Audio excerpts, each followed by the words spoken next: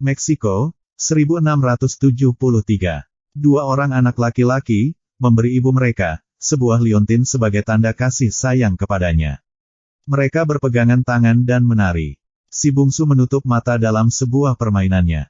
Dan ketika ia membuka mata, mereka sudah tidak ada. Dia mencari-cari ibu dan saudaranya. Kemudian ia melihat ibunya sedang menenggelamkan saudaranya itu di sungai. Dia berlari ketakutan. Namun, pada akhirnya tertangkap juga, dan mengalami hal yang sama seperti saudaranya. Los Angeles, 1973. Seorang pekerja sosial bernama Ana Tate Garcia, bersama kedua anaknya Chris dan Sam, disibukkan dengan aktivitas pagi. Hari itu mereka terlambat. Bis sekolah yang biasa mereka tumpangi telah lewat.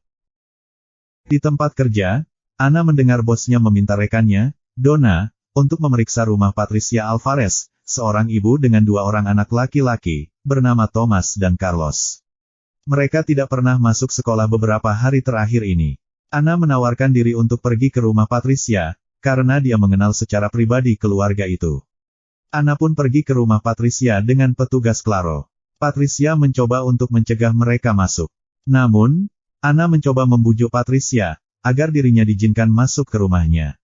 Patricia mengatakan, bahwa dirinya mendengar suara seorang wanita menangis. Ana melewati sebuah lemari, di mana dia menyadari, bahwa anak-anak Patricia terkurung di sana. Tiba-tiba, Patricia menyerang Ana dengan palu, namun dicegah oleh Claro. Patricia pun segera diamankan. Ana membuka pintu, dan menemukan Thomas serta Carlos berada di dalam lemari. Kemudian, mereka dibawa ke rumah sakit terdekat. Di rumah, Ana mencoba menghabiskan waktu bersama anak-anaknya. Dia adalah seorang janda dari seorang polisi, di mana suaminya terbunuh, pada saat menjalankan tugas. Sebuah kenyataan yang sangat berat bagi Ana. Ia harus mengurus dua orang anak tanpa suami di sisinya. Malamnya, di rumah sakit, Carlos terbangun oleh suara isak tangis seorang wanita. Dia mencoba untuk membangunkan Thomas, namun sia-sia. Tidak berapa lama, Thomas turun dari tempat tidurnya, dan berjalan keluar dalam keadaan tidak sadar. Carlos mengikutinya, keluar menuju lorong. Thomas berbalik dan menunjuk sesuatu di cermin. Ketika Carlos berbalik, dia melihat air mata menetes ke lantai, sebelum dia mendongak, dan berhadapan langsung dengan La Llorona. Carlos pun berteriak.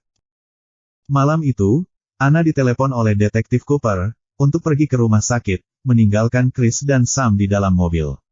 Mayat Thomas dan Carlos ditemukan di sungai, sementara Patricia yang ada di sana, meratap putus asa. Ia menyalahkan Ana, yang telah menyebabkan kematian anak-anaknya, saat dia berusaha melindungi mereka dari La Llorona. Sementara itu, Chris keluar dari mobil, di saat Sam sedang tertidur. Dia pergi untuk melihat tempat kejadian perkara. Chris mendengar suara tangisan La Llorona. Dia melihat La Llorona bergumam dalam bahasa Spanyol, bahwa ia ingin membawa anak-anaknya pergi. Tiba-tiba, La Llorona muncul di hadapan Chris dan mencengkram tangannya. Chris kaget, dan berlari untuk kembali ke dalam mobil. Di dalam mobil, dia diganggu oleh penampakan La Llorona. Tidak berapa lama, Ana pun kembali ke mobil. Keesokan harinya, Ana berjalan melewati rumah Alvarez. Ia melihat sekelompok orang sedang melaksanakan ritual pembersihan, untuk mengusir roh jahat. Ana bertemu Pastor Perez di sana, dan menanyakan apa yang sedang terjadi. Pastor itu menjelaskan pada Ana, tentang La Llorona. Dia adalah seorang gadis cantik di desanya. La Llorona bertemu dengan seorang pemuda, yang kemudian jatuh cinta. Akhirnya mereka menikah, dan dikaruniai dua anak kembar. Kehidupan mereka cukup bahagia, sampai akhirnya La Llorona memergoki suaminya berselingkuh dengan wanita lain. Dalam kemarahannya, La Llorona membunuh kedua putranya, dengan cara menenggelamkannya di sungai. Setelah menyadari perbuatannya, La Llorona sangat merasa bersalah. La Llorona pun menenggelamkan dirinya sendiri. Namun arwahnya tidak diterima di alam baka, sehingga bergentayangan di muka bumi. Di halaman belakang, Sam berjalan di tepi kolam renang, dengan payung transparannya ia bermain.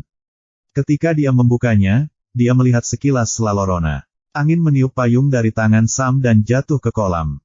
Ketika dia meraihnya, La Llorona muncul dan mencengkram lengan Sam. Sam terkesima dan jatuh. Di kamar, Sam terlihat begitu murung. Dia tidak berani menceritakan kejadian yang baru saja dialaminya, kepada ibunya. Dia hanya menatap luka pada tangannya, bekas cengkraman La Llorona. Ana memeriksa dokumen tentang kedua anak Patricia di kamarnya. Dia melihat luka di lengan anak-anak itu. Sama seperti luka-luka yang ada di tangan Sam. Tiba-tiba Ana mendengar tangisan seorang perempuan. Ia memeriksa ruang di sekitar. Chris berjalan dalam tidurnya menuju pintu keluar. Ana mencoba menyadarkan Chris. Pintu terhempas begitu keras. Chris pingsan. Ana membawa Chris kembali ke kamarnya. Lampu mati. Dokumen yang sedang diperiksa Ana terlihat berantakan. Pintu kamar Sam terbuka. Pada cermin muncul penampakan La Llorona. Ana mencoba mengusir La Llorona dengan tongkat baseball di tangannya. Chris dan Sam keluar dari kamar. Ana menyuruh mereka berdua untuk tidur di kamarnya. Keesokan harinya, Ana pergi untuk berbicara dengan Patricia di penjara. Patricia masih terlihat begitu marah kepada Ana. Patricia bertanya kepada Ana, apakah mereka mendengar La Llorona menangis. Patricia bersumpah dan berdoa, agar anak-anak Ana, diambil oleh La Llorona. Sama halnya dengan apa yang telah dialami oleh anak-anaknya, Thomas dan Carlos. Tentu saja hal ini membuat Ana khawatir. Di rumah, Chris dihantui oleh La Llorona. Chris diliputi rasa penasaran dan keingintahuan. Ia ketakutan, dan terjatuh dari tangga. Sampai akhirnya Ana datang. Kemudian Chris dibawa ke dokter. Suatu ketika, Ana bercerita kepada Chris, tentang apa yang dialaminya. Bahwa dirinya mendengar suara tangisan La Llorona di kamar Sam. Di lantai atas, Sam sedang mandi. Ada tangan yang mengeramasi rambut Sam. Sam mengira bahwa tangan itu adalah tangan ibunya. Tiba-tiba, kepala Sam ditenggelamkan ke dalam bak mandi. La Llorona menampakkan dirinya. Mendengar kegaduhan, Ana dan Chris berlari ke kamar mandi. Ana berusaha menolong Sam yang hampir tenggelam di bak mandi. Ia berusaha untuk menenangkan Sam. Tangan La Llorona muncul dari bak mandi. La Llorona menyerang Ana, menampakkan wajahnya dengan air mata darah yang mengucur di pipinya.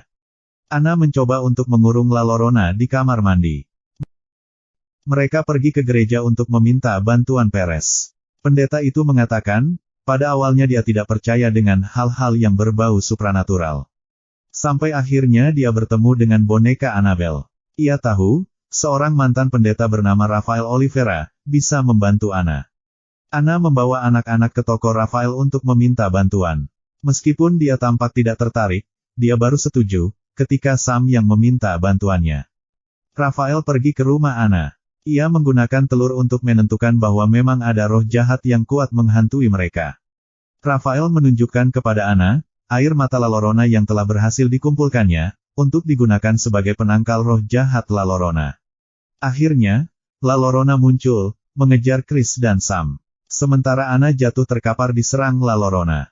Saat La Llorona menarik Chris keluar dari pintu, Rafael meraih dan melemparkan air mata La Llorona ke arahnya. Air mata itu membakar La Llorona dan menariknya keluar dari pintu. Rafael kemudian menyebarkan benih pohon keramat di ambang pintu. Untuk mencegah La Llorona masuk kembali ke dalam rumah. Namun, Chris melihat bahwa dia akan mencoba masuk melalui pintu belakang. Saat mereka berlari ke belakang, Sam menyadari, dia meninggalkan bonekanya di luar. Dia mencoba meraihnya tanpa melewati garis benih pohon keramat tadi. Saat dia menarik boneka itu, Sam melanggar batas. Dan La Llorona menariknya keluar.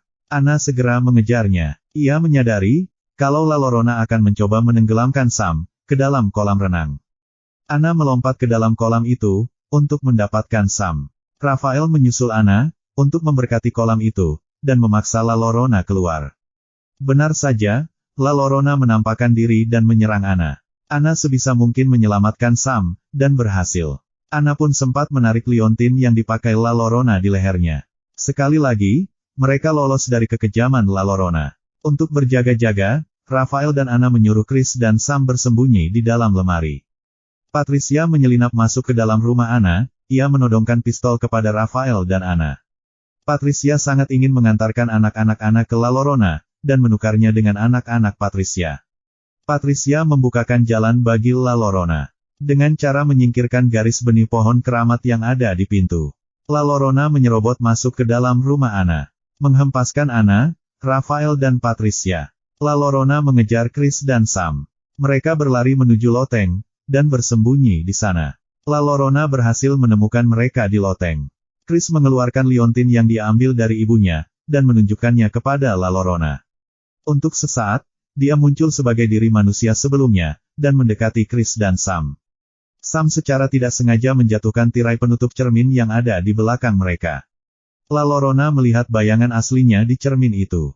Dia meratap dan berteriak histeris. Anna segera menuju loteng untuk melindungi anak-anaknya. Raphael mencoba melawan La Llorona dengan salibnya, namun tidak berhasil. Di saat La Llorona mendekati Anna bersama anak-anaknya, Raphael melemparkan salib itu kepada Anna. Kemudian menusukkan salib itu ke dada La Llorona, ketika ia menyerang Anna. La Llorona menjerit, tubuhnya hancur, meninggalkan salib di lantai. Anna merasa haru bahagia, karena telah menyelamatkan anak-anaknya.